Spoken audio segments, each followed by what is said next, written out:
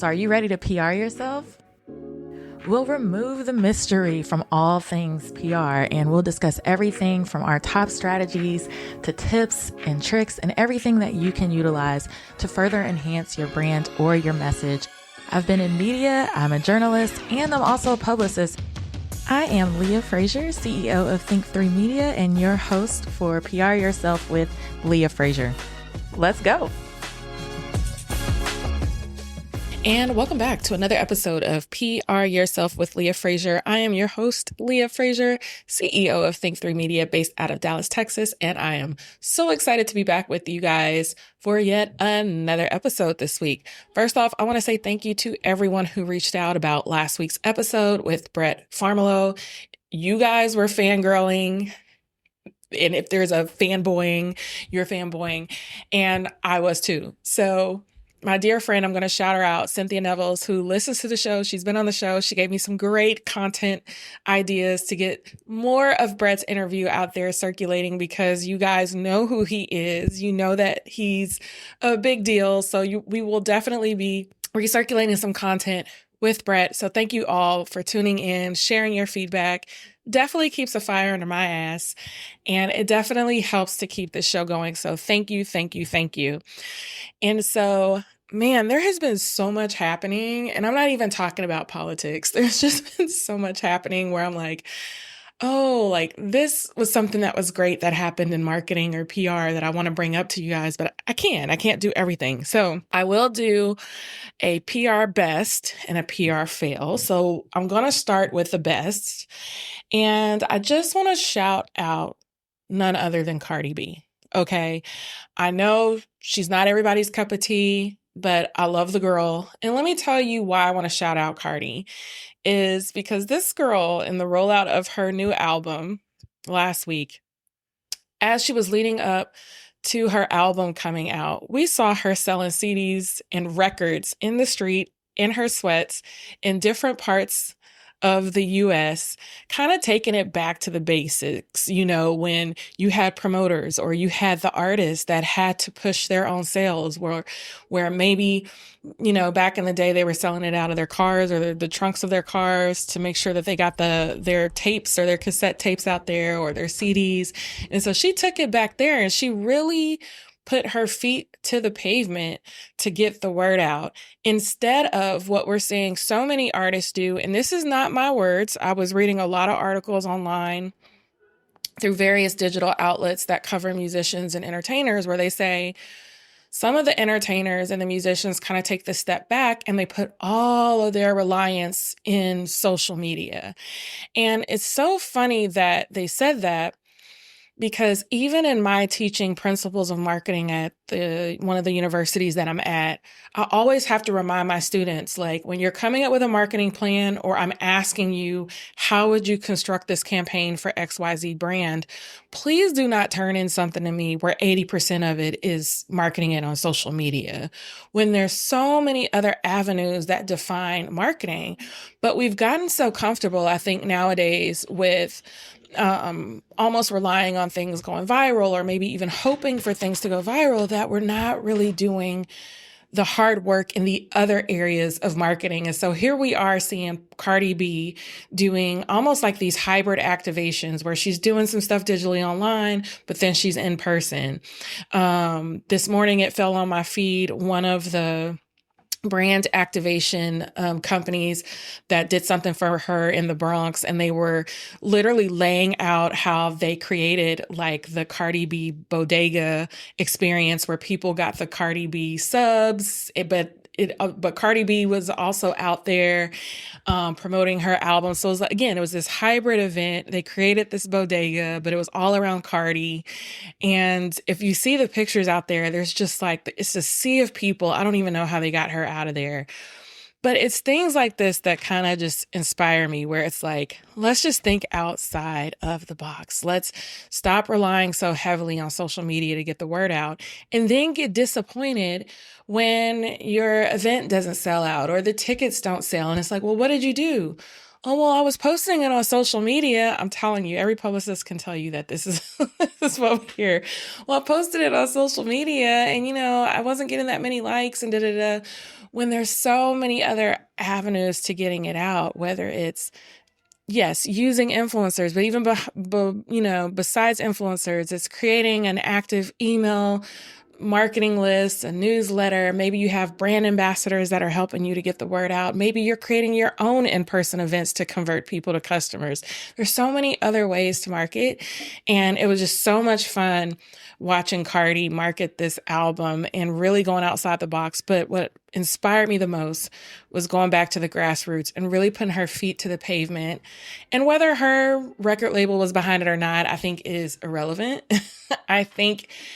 I haven't seen an artist do what she did and publicize what she did in a very long time. And so it was very inspiring. And I'm hoping that it inspires some of the younger artists that are out to let them know, like, if you want to see sales, arguably, like, you really, like, literally, you're going to have to do some legwork yourself. You can't always rely on the digital beast out there to take one post and make it viral. Like, you're going to have to put in some work, and it's going to be some blood, sweat, and tears to get it done. And so that is my PR win for this week. It was so much fun watching it. And I think she went triple platinum, if I'm not mistaken. I have to go back and check on that. But she definitely hit the charts. And mind you, after the fact, her interview airs with Gayle King, and she reveals that she's pregnant. So not only was she doing this, she was doing this with a baby in her stomach. So I have even way more respect for her because, baby, I just know when I was pregnant, all I wanted to do was sleep. I wasn't trying to pound nobody's pavement, be in the heat, slang CDs. It just wasn't happening. So congrats to Cardi B. PR fail. Wow. This one has been going around, and I actually have a response for it that I was going to air on my wellness pages, but I'll let you take a listen to it and we'll come back and I'll let you know my thoughts. This is going to be an extremely hot take for my Pilates girls. I've seen a lot of commentary surrounding Pilates and proximity to whiteness, as well as disrupting the Pilates space in order to create more diversity and inclusivity. As someone whose entire purpose of my business, my brand goals is about providing accessible and affordable Pilates to a diverse demographic of women. That is what I started all of this on, so let's talk about it. What are some words that you think about when you think of like a really nice designer brand? I think of legacy, think about craftsmanship. I know a lot of the products are probably like handmade. People check them over and over again to make sure the quality is there, okay? The design is there. And that's why we pay top dollar, we pay our top coins for these designer items, right? Like, you would never walk into Bottega and be like, where's the diversity? Where's the accessibility? Babe, there is no accessibility. This is Bottega, okay? I want you to think the same way about Pilates. And I know a lot of us who've just gotten into this, or maybe we're new instructors, we haven't been trained. Pilates is a legacy, okay? People have worked generations to preserve this method of exercise. Even just training an instructor classically through a good program takes 500 hours minimum, okay? Nothing about Pilates is giving cheap. That's why things like Legree and Solid Core are more successful, right? They took away a little bit of the craftsmanship of the reformer and turned it into a megaformer. Now hire a little bit less experience and training out of instructors. That's okay because now more people can do it, all right?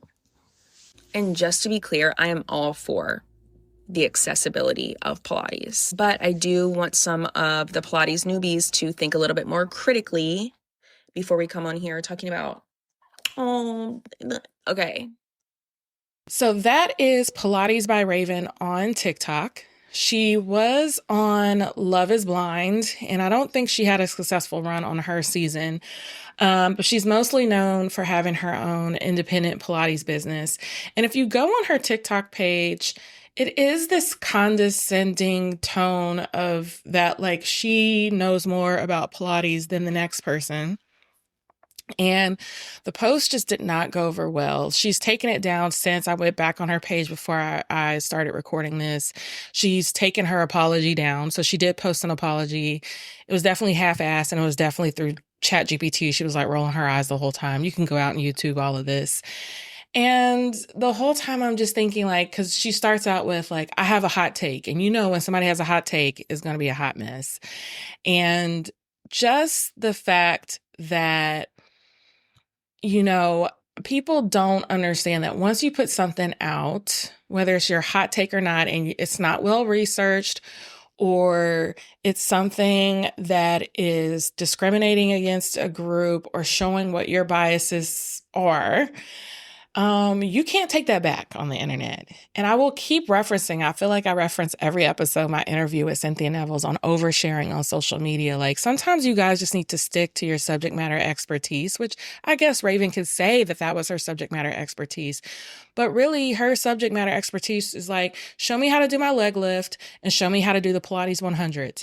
But your thought process on whether Pilates should be a luxury fitness event and who should be coming to your Pilates classes and who can afford your Pilates classes is not of my concern. Like, that, we did not need that hot take. And she got dragged pretty bad. Everybody picked it up. Everybody had a response to it. She did a half-ass apology. We could tell it was through ChatGPT because she kept looking off screen to read her script.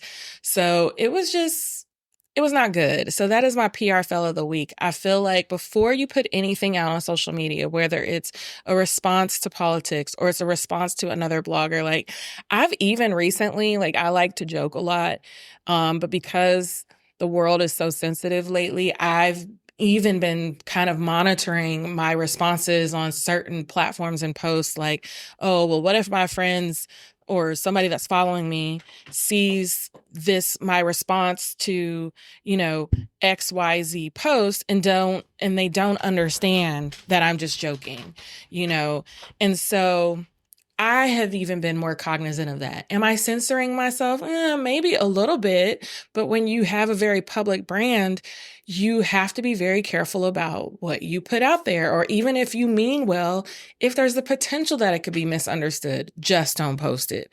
And so I've been kind of waiting. She hasn't posted anything in about, her latest post is one from 2 weeks ago. So we're just waiting to see but we just think she's just trying to have it die down. And I just think that she should just have left it alone. So that is the PR fail of the week. Let me know your thoughts on that. You can send me a message at PR Yourself Podcast on Instagram, or personally at the Leah Frazier on Instagram, or on LinkedIn. I've had some messages on LinkedIn. You can hit me up there, letting me know what your thoughts are, or sending me any of your PR best or PR fails of the week. I'd love to cover them here on the show. And coming up next, this is a very special PR Yourself interview. I was going back and forth on whether I was going to air the whole thing or whether I was just going to do clips. And I've decided to air the whole thing. So I'm going to give you a little background. I was writing a story for the Dallas Observer because Cupid was coming to town. So if you're a line dance queen, king, girly, whatever you want to call yourself, you're into trail rides, you know that's a big deal. Everybody around the world knows how to do the Cupid shuffle. We do it on boats. We do it at our family reunions. We do it at barbecues, whatever. So I heard Cupid was coming to town, and his publicist actually reached out to me like, hey, can we get him on the TV show?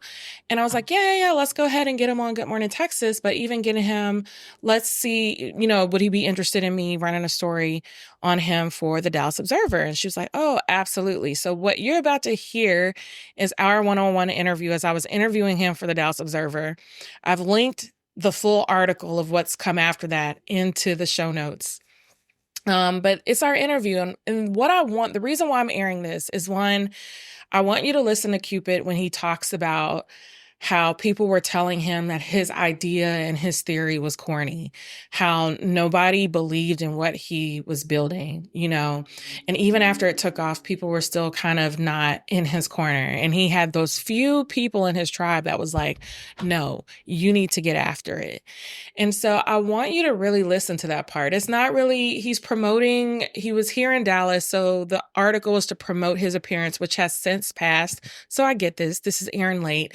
But that's not the lesson I want you guys to take from it. It's the fact that he really wanted to quit and he bet on himself. And in betting on himself, he's literally like one of the top line dance artists in the world. Okay. Another thing I want you to notice is that he tagged himself. Like he gave himself a tagline. He created a brand for himself. He calls himself the Line Dance King. Were there line dances out before Cupid? Absolutely. But this man now, on September 1st, he released an entire album of line dances, only line dances that had dances that went with every single song. So not only is he branding, but he keeps rebranding himself over and over again in the public image so that it sticks with you that he is the line dance king. He didn't need anybody else to call him that. He called himself that. And then everything that came after that, when he gave himself that tagline and he gave himself that brand name, matched up to what he was calling himself. And so he earned that title. And I think if you're listening and you have a personal brand, and let's say you're looking for your own tagline or maybe your own subject matter expertise to play up, that's something that I want you to take note of. Call yourself who you are and own it. He owned it.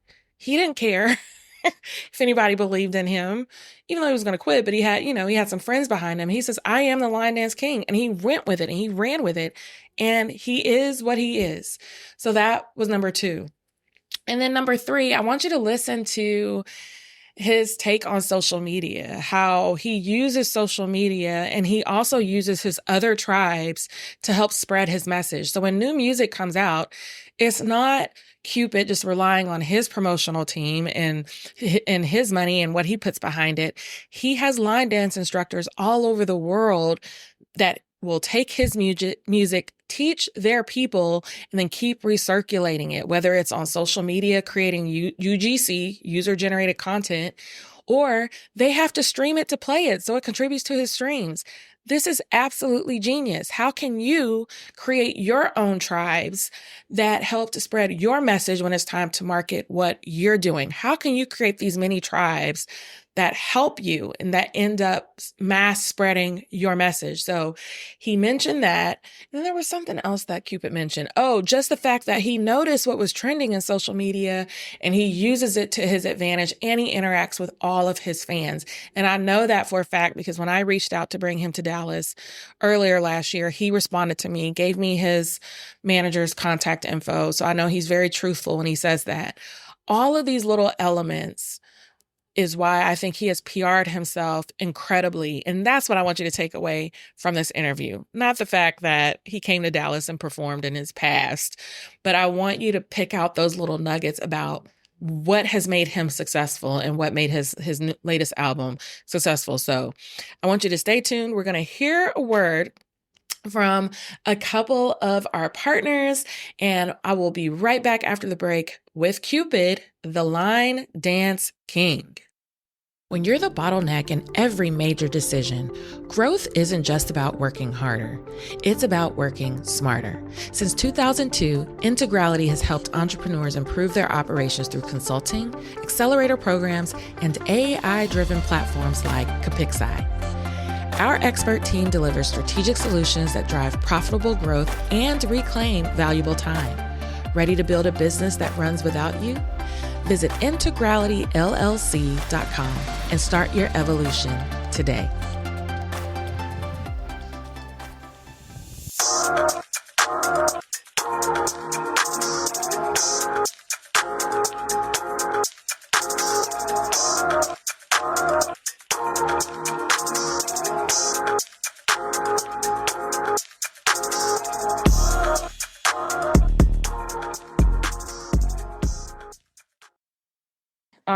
You are the line dance king. So you've been through the progression, and now we're in this obsessive phase where globally everybody is doing line dances. So just like how did you see yourself in a role that just hadn't quite developed yet, I guess, or people hadn't quite caught on, and you came up with the Cupid Shuffle, but now we're like in a whole nother craze where you're able to make a whole album out of line dances. Right. Talk to me about the progression of the culture from your perspective, since you were one of the pioneers. It's amazing. to go from MySpace to MySpace days, putting Cupid Shuffle on MySpace to Facebook, and then they created an app that was specifically designed for dancing, which was TikTok, and now it's just an influx, you know.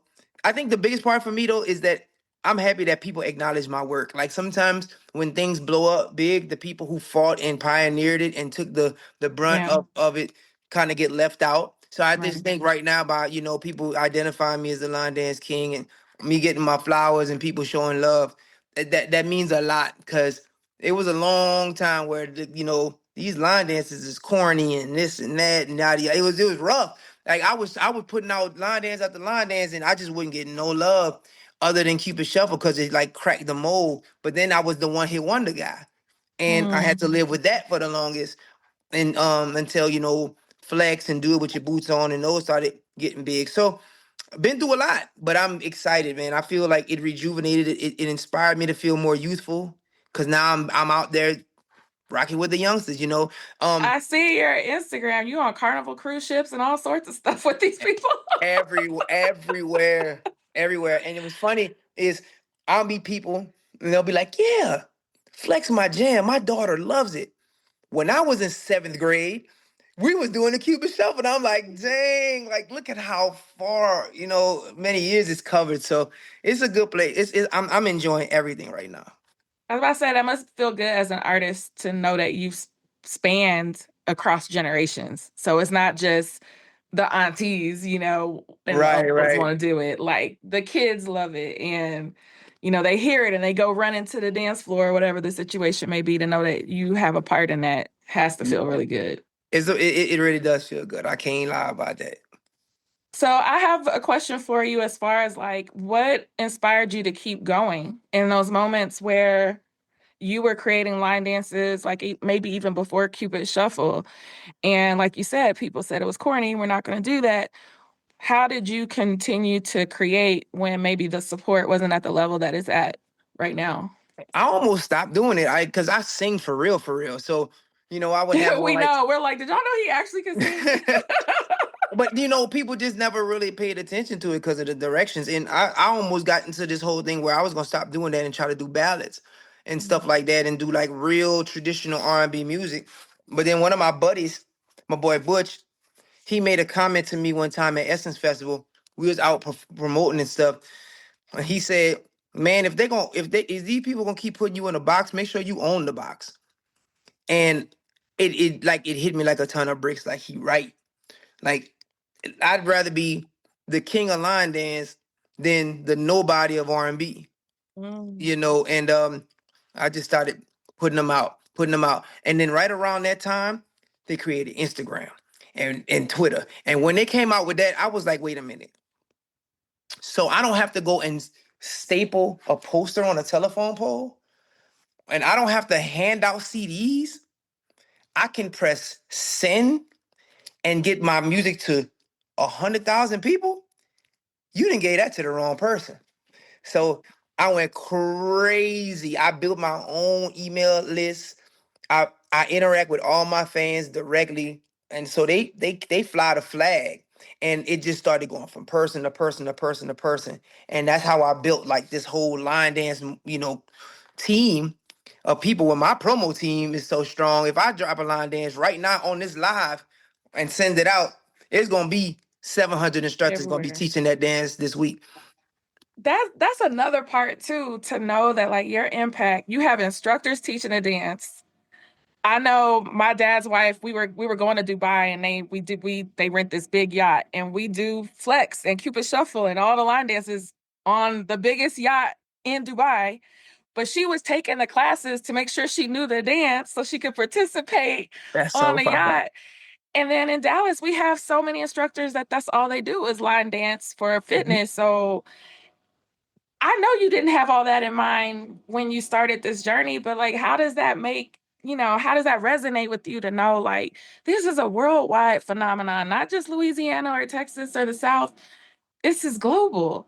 Well, I gotta send a shout out to cats like Carlos in in Richmond, Virginia, and John with like this I think Woodrow, I think is his last name. But Mhm. I say that to say this been big. It been big. Like it's line dance instructors all over the world. Like before I even like got big and hot, like and all of this stuff started happening. Um, it's just starting to get out there. But there's so many instructors who've been teaching for years and years and years and years. It's just that mainstream media wasn't giving it any attention, so Yeah. it never really was a thing. But even Detroit, Chicago, they line dance. I'm talking about the bus stop. I'm talking about on the West Coast. You got classes all through San Francisco, San Diego, LA, and people be like they're around. So I think when they finally had somebody in the mainstream that was flying the flag, it's like, like he repping for us. So I get a lot of Yeah. support from them because I have no problem giving, stepping back and giving the instructors their flowers because they are the Yeah. real champions toward this because they're the ones who are like teaching these dances to everybody that they know. So they're just as important as the music. Yeah. Yeah. I was reading through your bio and I did not know that you were a superstar athlete before all of this cracked off for you.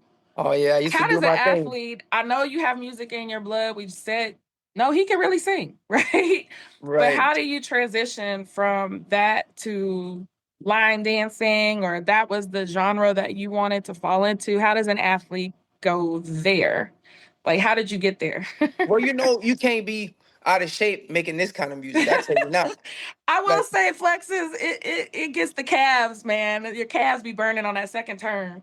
figure I gotta do 45 minutes of it though, like Cupid Shuffle and all Oh, the you other do line dances. it. So the athlete part, really helps with me on my performances, but also my competitiveness. Like, you know, I be on stage like I'm at a talent show. Like and everybody on the card and everybody on ticket, but I be on some like, man, I'm finna shut this down. Like I'm finna do this and this, and I'm finna, So the days where I wanted to quit my competitiveness through my athlete days, it's like I'm not finna let nobody like tell me that I can't be great with this or whatever. So I would never stop. I would never stop. I like if I knew if I got the microphone at your event, I'm gonna take all the energy out. That's my job, and that allowed me to be able to get in rooms that like a person who just walks in there with their demo couldn't, because people Right. knew like if Cupid's coming, y'all You know about what to time turn it it is. out. Yeah, and so I have to stay. I mean I can't fall backward and not stay the same way. So that's what the athleticism and just working out and staying focused and stuff like that. That's where it played a big part. So now we're transitioning. September 1st, you have a big drop. It Yes. is a full album of line dances. So what can we expect? Does each song have its own has that already been worked out? Like, what are we in for with this new album? It's the first of its kind, the first R&B line dance album. First of all, the songs are all really jamming. Like I got Mr. Talkbox, Antonio Armani, um, DJ Cool. Um, I was just jamming a bunch of the records. Mr. Fat. So it's a very good album sonically, but every song has a dance to it of some sort. Um, like I put some of my oldies on there too, but I remixed a few of them. I got a remix of Flex, I got a remix of Love Slide, a remix of Do It With Your Boots On. But all the new stuff, I'm excited. Like one thing I'm gonna say is this: out of all the songs, I only have one really hard line dance on the album. Ah, I okay. mean, because It, because no, and it's because so in the line dance world, the line dance people call people who don't line dance civilians. Yeah, yeah, they call them civilians. So the civilians me. is like Cupid Shuffle beginners, right? But what happens is the real line dancers get mad sometimes because my stuff be too easy. So They want some Tamiya, three-quarter turn back to a you full better believe it. 180. You better Like, believe it. Lord So I Jesus. so I got like one or two of them that got that kind of footwork. Um, so where everybody's happy because I can't just do the starter pack. I gotta kick some extra stuff in there, you know. So how does that work with, okay, so you're coming to Dallas on September the 6th With my full band. with a full band. Wow, I see. I didn't know that. I did not know that. That is very Yes. important information. Yes, full band. So I'm gonna sing on Let's them. go. Like I'm gonna break them line dances up. Every time we taking a break, you're gonna be hearing me sing and do my thing. Like with my band, it's crazy. So So this is your band. They yes. travel. They're traveling with you. Hmm. And how many folks you got in your band? It's 6. We call them the Dance Party Express. Oh my god! Oh, this is about to be so good. Yeah, yeah. DPE gonna be in the building. So what do you want to tell people? Like get your endurance up or what? Like eat your Wheaties. What we telling them? What we telling Dallas before you get here? Dallas, y'all know if if you went to Grambling, UL, Southern, UL Monroe in the 1900s, and and you know how Cupid get down. Y'all know I'm finna blow the top off. But the cool thing is I'm gonna be able to do a lot of R&B stuff, and I do think that this is gonna be a show that's gonna have me in Dallas often, cause we finna have fun. Like if you came, bring your asthma pump if you got asthma. If you know, if don't bring some extra flats if you're wearing your nice heels, cause you're gonna need them. Cause you're gonna learn at least 2 or 3 line dances. We're gonna go through the classics and we're gonna have a great time. Like it's gonna be bring your fan because it's gonna be hot, I'm sure. But I'm excited. I'm super excited about Dallas. I think just off my partners and friends alone, we looking at 200 people. Oh, this is gonna be amazing. You know, 200 people out there working it on the dance floor. This is gonna be that's just amazing. my friends. That's not the Oh, strangers. that's not even the fans that are coming. Oh my gosh. Right, right, right. So Oh, this is we about to hope be crazy. I hope we can sell it out, man. And that means I'm gonna have to come back and do another show, but it's gonna be fun. You know, I challenge people to go on my Instagram and learn as many dances as you can. Okay. Yes. So that way you're not left behind. Because I do have a period where I teach the dances, but you know, you don't want to go through all of that. You want to know 'em. And then lastly, last question is like, you're the expert. Where is this evolving to? You know, we did Cupid Shuffle and Flex, and then we have all of those songs. Now we have props. Well, you know, What else? my latest release is a gospel line dance called High Stepping. I know that one. Yep. I've And seen it. I really believe that song's gonna be special because somebody had tagged me on an Instagram video of a preacher talking about y'all just want to be out in the club popping them fans. And So, do. so I Praise went them. so I went under his comment. I said, hold on one second, sir. So I dropped High Stepping and I tagged him because I could be petty sometimes. And I'm like, sir, I There made you one go. just for you. You don't need the fans. I got you. So I just think that the power of line dance and unity is in full Mhm. force right now. And I feel like line dance music is some of the most important line music in the world because we scream unity, we scream peace, but we ingest so much other stuff. And I just think that we can start, you know, taking in some good positive music. I think now is the time. And I got the platform, I got momentum. So I think this album is really gonna be special. And there's gonna be something that's gonna pop off of this album that, you know, who knows what song that the masses are gonna like. But I do know there's an array of stuff that people can enjoy. And I think it's gonna just whether country's hot, whether trail riding is hot, whether EDM is hot, whether house music is hot, I got a line dance for all that. So we're gonna dance through all of the seasons, you know?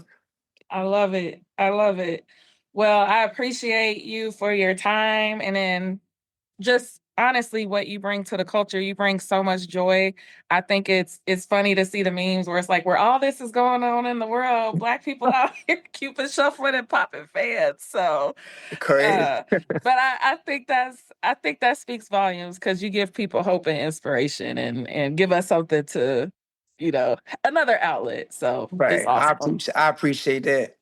Well, we'll see you in Dallas. And yeah, we'll try to get this packed out. Yeah, man, the 6. I can't wait. Well, have a great rest of your day. And thank you so much for spending some time with me today. And there you have it, y'all. I'm about to go put on Flex in the car right now. I'm going to a movie screening right now, and I'm about to put this Flex on, and I'm about to do a little shimmy and a line dance in the car. So Cupid, congratulations to you. And he really can sing. I encourage y'all to go out and listen to Flex, but listen to the R&B version. And he is really singing on that thing. And when we had him on Good Morning Texas and he was singing, I remember one of the producers in the back like, he really can sing. And I'm like, yeah. So congratulations to Cupid. I'm going to put a link to his album in the show notes, a link to our interview also in the show notes. I hope that this has inspired you. This is, again, one of those behind the scenes interviews that I'm giving you guys. I have another special one. I got to make sure that the audio is right. I think it's prime for me to be able to put it up and serve this to you guys on a silver platter. It will be very, very special with one of the top CEOs, I would say, in the nation. So if I can make sure that the audio is right, you will get it and you will get it first. But you know what to do. Like, comment, share this episode if it's meant something to you.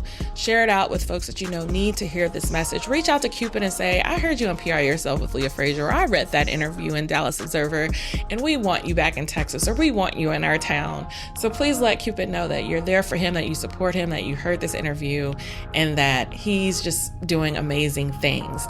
You're going to want to like, comment, share, rate, review, leave us a rating so we can bring on more amazing guests to this show. And stick around. We've got more amazing content falling here on PR Yourself with Leah Frazier, and I can't wait to share it with you. But until then, until next time.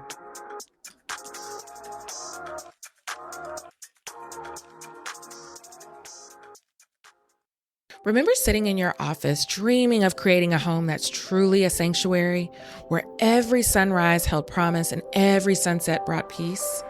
As life evolves, imagine waking up in a luxury tiny home among towering pine trees with a peaceful pond and open meadows just minutes from the city that built your success. At Tiny Renaissance Homes, accomplished professionals rediscover what truly matters. Live happy, live healthy, live tiny. Experience glamping retreats, wellness activities, and smart investment opportunities. Your renaissance awaits. Visit tinyrenaissancehomes.com for more information.